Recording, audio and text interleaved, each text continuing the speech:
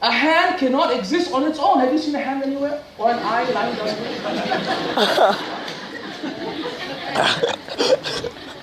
It doesn't exist on its own.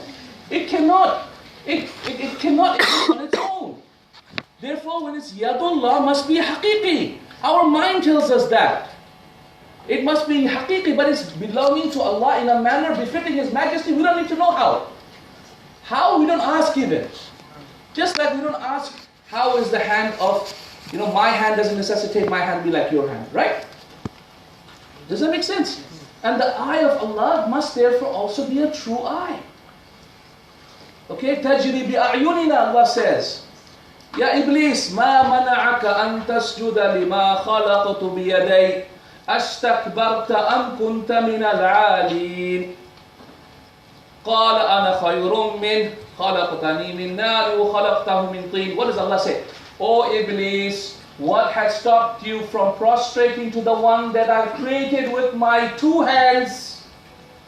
Yadayya, two hands. What does it mean? Arabic language teacher, Yadayya, what does it mean? Two hands. Be precise. In Arabic language, Yadayya means my two hands. Yaday is two hands. Yadayya is my two hands. Correct or not? Please, I'm not an Arab. You're an Arab. Okay. Does that make sense? So two hands? No, Shaykh. Hand over here means mercy. What two mercies? So that's why our Shaykh used to tell us, tell these guys to just put the same ta'weel that you're making into the verse. Oh Iblis, why have you not prostrated to the one that I've created with my two mercies? What two mercies? Or, yet doesn't mean hand, it means angels. Oh Iblis, why have you not prostrated to the one that I've created with my two angels? Does that make sense? Oh Iblis, why have you not prostrated to the one I've created with my two powers? It doesn't make any sense. Do you understand why I love this topic? Because it makes so much sense. It's so simple. It's the aqidah of my grandma. My grandma, if you ask her, she would slap me if I said, Allah can't see me. Yeah? She would slap me if I said, I can't see Allah on the Day of Judgment. No, because seeing Allah necessitates that therefore He has an image, and the image necessitates, seeing limited size, and therefore that limit. What the heck are you talking about? My grandma, or be like Omar, we keep on hitting me just my head is gone. Yeah, but do you understand where I'm coming from, guys? Is it not logical? Alhamdulillah. That's why it's very important to understand the Mu'tazila, and that's why a lot of what we need to do, guys, is just go back to a fitra and usul and fitra of just as Al-Razi rahimahullah, when he passed away, he said, I wish, and that's what they said about the tafsir of Al-Razi, is everything but tafsir. They said it's everything but tafsir because it's all kalam. And so subhanAllah, Al-Razi rahimahullah, once he passed away rahimahullah, he said, I wish I died upon the aqidah of the Ajuz of Nisabur. Ajuz of Nisabur was basically a woman that he came past when he was a long time ago, when he saw this woman making dua to Allah, raising her hands up to the heavens. So he was passing by Nisabur and he looked at her, saying, what's wrong with you? God is not in the heavens. Yeah? God, you cannot give God a direction. If you limit God to a direction, God is limited by space, time, and blah, blah, blah, and so therefore you cannot do this if you say it's in the. And he went on philosophical rant. And this woman told her, where do you turn when you are on the ship and your ship is shrinking? Where does your heart turn? And it's true. And that's why one of the great scholars of Islam, called Imam al-Haramain al-Juwayni, it's in the tafsir of, in the explanation of Aqidah Tahawiyya of Ibn Abil Izz al-Hanafi rahimahullah. Ibn Abil Izz al-Hanafi wrote in there, narrated an incident about a great scholar of the Shafi madhab by the name of Imam al-Haramain al-Juwayni, who was unfortunately influenced by some of the views of Ibn Kullab. He said that Hamadani, who was a student of al-Juwayni, came to al-Juwayni and said, Ya Shaykh, one thing I cannot understand. He said, what is it? He said the Prophet sallallahu alaihi wasallam, where did he go for Isra al-Miraj? He said he went up to the seven heavens. And then, where did he go? He went to the fifth, where did he meet Jibreel? In Sidrat al-Muntaha he went up. And then from there he came down. And he met Musa. Then he went up again. And then he came down again. And then he went up again, right? Kept on making mirror. He's like, why the heck is he going up if Allah is not up? So what did Juwayni say? Hayyarani Hamadani, Hayyarani Hamadani. Meaning, Hamadani's confused me, Hamadani's confused me. It's true, you talk about Isra al-Miraj. We know everyone, A to Z of the Ummah Muhammad sallallahu agrees the Prophet went up to the heavens, right? For Isra al-Miraj, right guys? Subhanalladhi asra bi'abdihi laylan min al-masjid al-harami ila al-masjid al-aqsa alladhi baraka hawlahu liluriyahu min ayatina, which is in the Sidrat al-Muntaha, right? وَلَقَدْ رَآهُ نَذْلَةٌ أُخْرَى عِنْدَ سِدْرَةِ الْمُنْتَهَى عِنْدَهَا جَنَّةُ الْمَأْوَى. Does that make sense? And he saw him another time in Surah Tur. He saw him another time where upon the Sidrat al-Muntaha, the final low tree that marks the existence of creation from Allah Azza wa Jalla. Alaysa kadhalik? Why did the Prophet sallallahu alayhi wasallam go up to the heavens if Allah is not there? Please, can somebody explain to me that? I don't know. Making sense or not? This is why, guys, stop all of this joking. Come back to the Aqidah of Rasulullah. Very simple. Just the Quran, just the Sunnah. Don't need all of these other stuff. Quran and Sunnah, stick to it. Pristine, pure, no need for logic, no need for Greek mythology. Deen is very simple. Become a better person. Feed people. Look after your mother and your father. Look after your children. Make them into great people. Look after orphans. Yeah. Do da'wah. Memorize the Quran. That's far better than all of this rubbish that we are going into. Yeah. That's more important. Okay. Finally, Ibn Kullab. These two positions proposed by Ibn Kullab were not known to be held by anyone prior to him. His views affected a lot of people, even a man who was a great scholar by the name of Abu Hasan al-Ash'ari and another great scholar called Abu Mansur al-Maturidi. Okay, therefore, two people, Ibn Kullab. Guys, remember Ibn Kullab, because the scholars talk about Ibn Kullab in their books all the time. وَقَالَ Ibn Kullab, وَقَالَ Ibn Kullab, وَقَالَ Ibn Kullab, okay? And then Muhammad as-Sijistani. They affected two people, right? Abu Hasan al-Ash'ari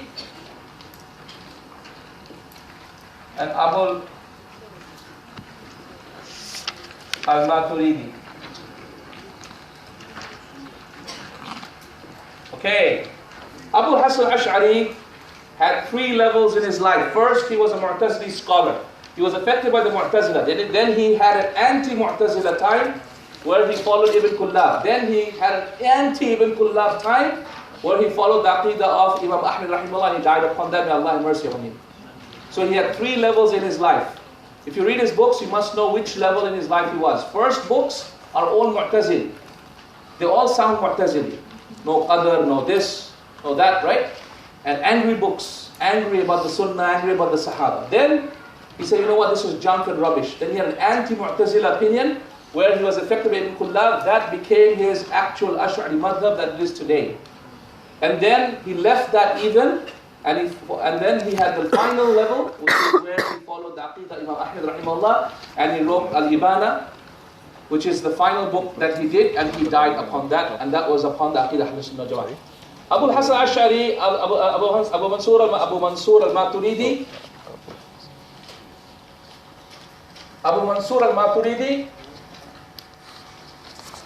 Okay, Abu Mansur al-Maturidi were friends. They affected each other. They have only 12 different issues that are different between each other. And however, they are mostly the same. This is the modern Hanafi madhab today. The modern Hanafi madhab. This is the modern Shafi'i and Maliki madhab today. Okay guys? Modern Maliki madhab. Does that make sense? Yeah? This is the modern Shafi madhab, the modern Maliki madhab. Abu Mansur al-Maturidi gave the modern Hanafi. Therefore, based upon this, Deobandis are Maturidiyya, which are essentially the same as Abu Hassan al-Ash'ari, which was affected by Ibn Kullab, which was actually essentially a bit of Mu'tazila with a lot of, so Ibn Kullab was affected by Ja'ad bin Dirham, Jiham bin Safwan, was affected by the Murji'ah over here, was affected by the Jabariyah here. Okay, that gave rise to all of that. So today the modern madhabs, they come from this muntalaq. Not all Shafi'is are upon the Ash'ari Aqidah. Not all Malikis are Ash'ari, but many are. Yeah? Many Hanafis are Maturidi, though not all Maturidis, not all Hanafis are. Many Hanafis are also on the Aqidah Imam Ahmed. Imam Ahmed rahimahullah, which is up here. I don't know where to put Imam Ahmed. Let's put Ahmed here, right guys? Imam Ahmed, he was the one who championed the views of Rasulullah sallallahu alaihi wasallam, views of Sunnah, because he knew 1 million hadith. As Shafi'i was his best friend. He was best friends with Shafi'i. They were bosom buddies like that. He made dua for Shafi'i, Shafi'i made dua for him. They loved each other like best friends. Their aqidah were the same. You understand? His aqidah today is followed by the Hanbalis.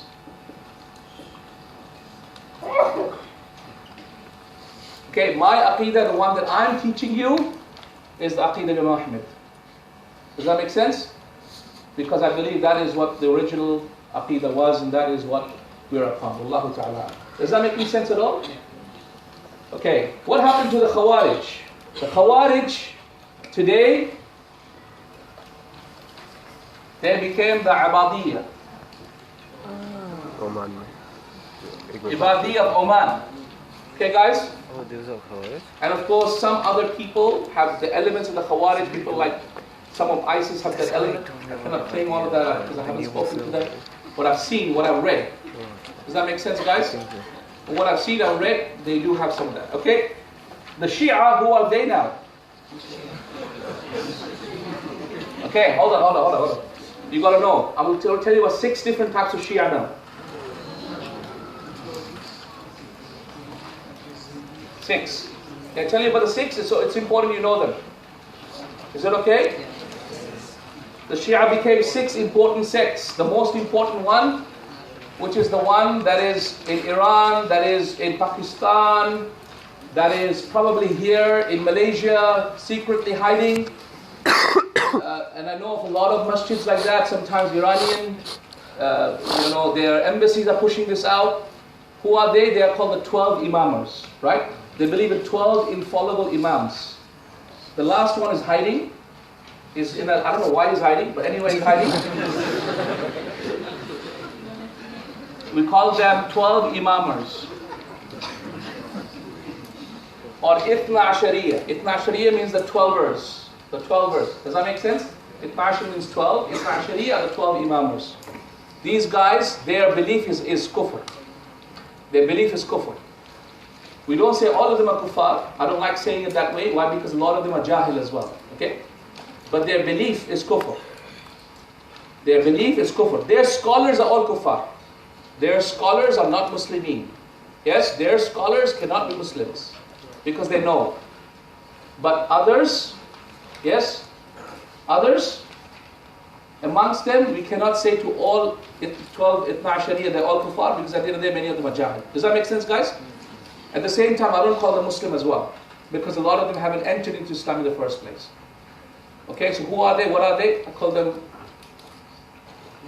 Manzila Bain Manzilatayn. No. No, don't say that. We say that we don't know what their position is, only Allah knows. But at the end of the day, they have not entered into Islam properly. That's what it is, right guys? They have not entered into Islam properly. Does that make sense? Because they are active shirk, and even in the Tawheed is active shirk. And you know in the Adhan is active shirk as well, right? They have to say, wa Ali waliyullah, Ashhadu an la ilaha illallah, ashhadu an la ilaha illallah, ashhadu anna Muhammadan Rasulullah, ashhadu anna Rasulullah, wa anna waliyallah, anna Ali waliyallah, anna Ali waliyallah, and then hayya ala salah, hayya ala salah. Okay, they add that on. Okay. With regards to the Ashari, many of the ulama they have practiced to take of the Kuffar, even the late people. However, when it comes to the Ahmadiyya, they don't have a history of calling all of them Kuffar. Yes, Ahmadiyya is very different. Ahmadiyya is very different because Ahmadiyya start on the pretext that there is that they are a prophet of God. Yeah. Here they're still saying Ashhadu an la ilaha illallah Rasulullah. There they don't even say Muhammad sallallahu alaihi wasallam. They don't say Ashhadu an la ilaha illallah Ashhadu anna Muhammadan Rasulullah. They don't say that. They say Ashhadu an la ilaha illallah Ashhadu anna Ahmad waliyullah. Does that make sense? So even their shahada is twisted. Okay. All right. 12 imamers. Are you clear about this one? Okay. Now the Shia ruled over Egypt for 800 years. Then Salahuddin Ayyubi rahimahullah destroyed them. Which shows that the first thing to destroy actually is the Shia before you do anything else, because these guys are enemies within. Yeah? So he destroyed them first. They broke up into 4 sects, 4 groups of people.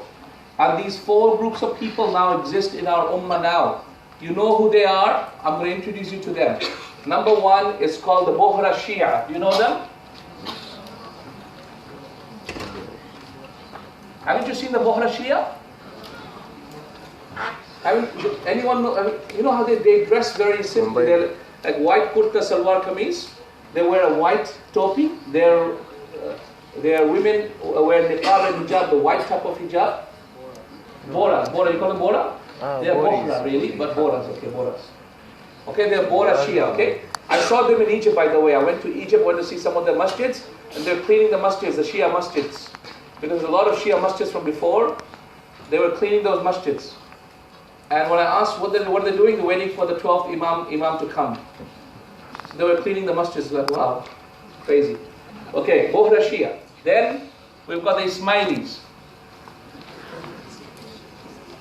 Ismailiya. Does anyone know the Ismailiya? Aga Khanis. You know Aga Khan?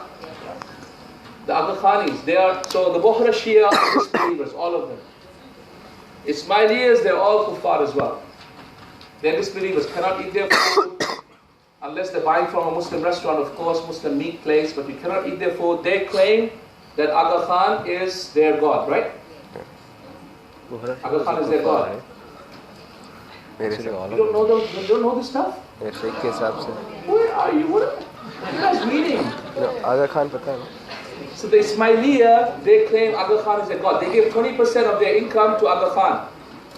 Aga Khan recently divorced his Swedish model wife. Same. If I had 20% of wealth, you know, horse races. you never know. Alhamdulillah, I don't have 20% of wealth, all the Ismailis, but you never know. Anyway, so and so he's actually having problems with his son, because his son is actually a playboy. So he's actually thinking of making his daughter the next Aga Khan.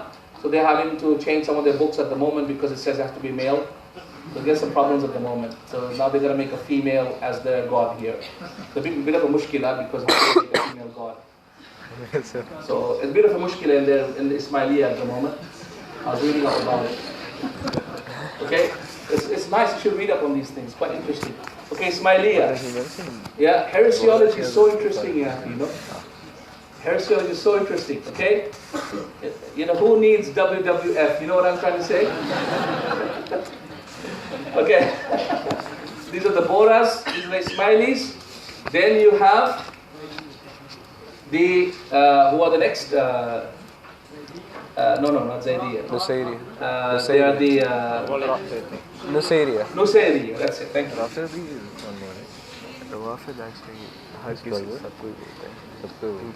Who the heck are the Nusayriya? These are the people of Turkey. Some people of Turkey, not all. Some parts of Turkey. Lots of the people of Lebanon. Many of the people of Syria. Bashar Assad is a Nusayri. Okay? They are very bad. They're very bad. They have a very secretive sect. I don't know much about them at all. They're very secretive. But they claim Bashar Assad to be God. And you can actually see that. They're generals that say Bashar Assad is our ilah, is our God. Okay? So this is amazing. They claim this. That's why they will destroy the whole country for this man. They will die with him. They will die with him.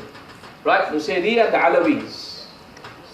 Alawis are those who claim Ali to be God directly. They don't even say Allah anymore. They say Ali. Ya Ali. Ya Ali, Ya Ali. They do not say even Allah. That word is removed. Yeah, they are the Alawiyya. The Alawiyya are in parts of Lebanon. A lot of the Shia of Lebanon, some of Turkey are the Alawis. Okay? Alawiyya. Okay, and finally we have someone called the Zaydiyya. Zaydiyya are the only ones that are closest to Ahl Sunnah. They don't make the feet of the Sahaba, and alhamdulillah, many of them are actually good people. Okay, many of them are actually Yemen. But what's happened in Yemen is that the people from the Ithna Ashariya went to Yemen, confused them, made the Zaydiyyas into extreme Shia because they said, hey, you're actually meant to be properly Shia, you're not just half-hearted, half-baked Shia. So we took them out of the Zaydiyya, the Ithna Ashariya, and so they have now confused the whole thing more. Allahu Musta'an. Alright guys, this is what's going on now. This is the Shia at this point in time. This is the musibah that they're in. And this is where the Ummah Muhammad is going now. How much are they? Probably about 100 million people. That's a lot. I mean, if you take all the Shias of Pakistan, the Shias of Bangladesh, Iran, Iraq, Afghanistan now, they said now Shia is 11% of the Muslims of Nigeria. Yeah, spreading very fast. Indonesia has 100,000 Shia preachers. Yeah, Malaysia, alhamdulillah, they stopped them, but you know what? I have no doubt. Because they're so oblivious. Like, we don't even know what the Ismailis are. Why are we not teaching this to our people? Why are we not telling them? Why we just say, oh, Shia, bad. Can't just say bad. Just say, how bad? Why they're bad? You know what I'm trying to say? Where they came from. We have to tell them, guys, because once they know, so subhanAllah, this is not our deen. Not our deen at all. Are we clear about this, guys? Does it give you some clarity? Yeah? Where did the Tawfique fit in? Tawfique is a big group of people. Some of them are actually or most of them are Hanafis, some of them Shafis, some of them even Hanbalis. But the whole point is they are a massive group. Where do the Ikhwan fit in? The Ikhwan, well, they are mostly Shafis or Hanafis. Mostly Shafis and Hanafis up here. Yeah? So they are influenced with the Maturidis and the Ash'aris, similar in belief. Where do the Salafis fit in? Salafis fit in here. Fit in with the Hanbali madhab. Where do the, who else do you want to know about? Any other? Oh, okay. Now let's talk about the Sufis, right? Have we finished with this, guys? Have we finished this? You want to take a picture, please, before I remove? I would suggest take a picture before I remove.